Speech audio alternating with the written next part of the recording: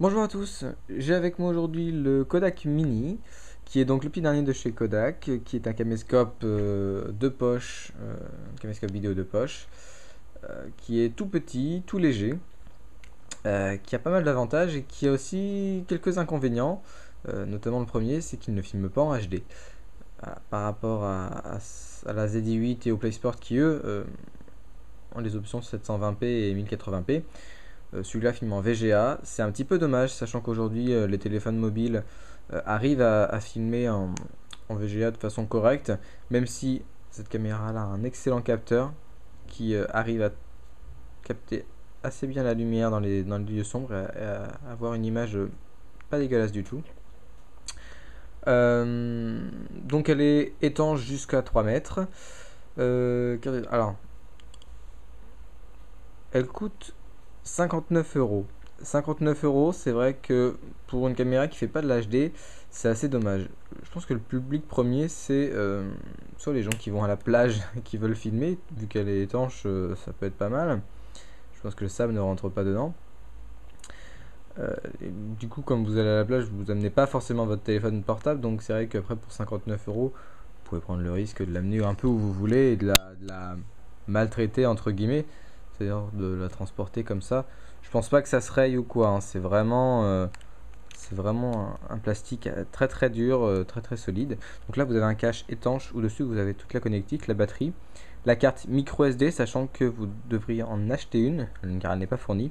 Et si vous avez la prise USB. Un peu comme sur la Flip, où on a une espèce de petite gâchette qui sort.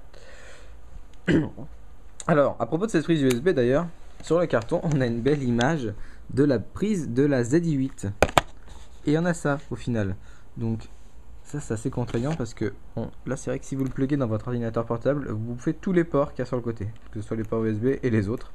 Alors qu'avec ce système là, on avait quand même la possibilité de tordre le cordon de manière à la mettre dans ce sens-là, de manière à pas tout bloquer, à pouvoir se servir des espaces à côté.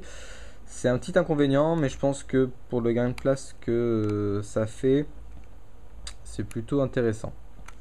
Voilà. J'ai un autre proche qui se situe au niveau de l'écran. L'écran qui est d'une qualité qui est une très très mauvaise qualité. Alors, je sais pas si je vais pouvoir arriver à le montrer, mais en fait, on voit vraiment les pixels, la résolution est ridicule. Et en fait, on ne sait pas à quel niveau de notre objet, à quel niveau ça devient net ou ça devient flou. Donc, c'est un reproche moi que j'apporte à cet appareil-là.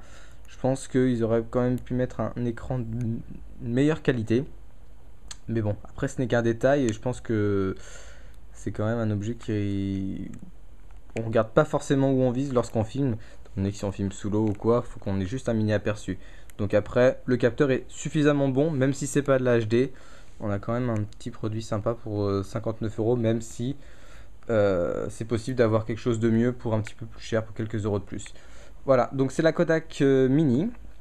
Elle coûte 59 euros, elle est pas trop mal, mais je sais pas si c'est un achat très utile. Si vous avez un smartphone, peut-être mieux taper dans un objet qui filme en HD. Voilà.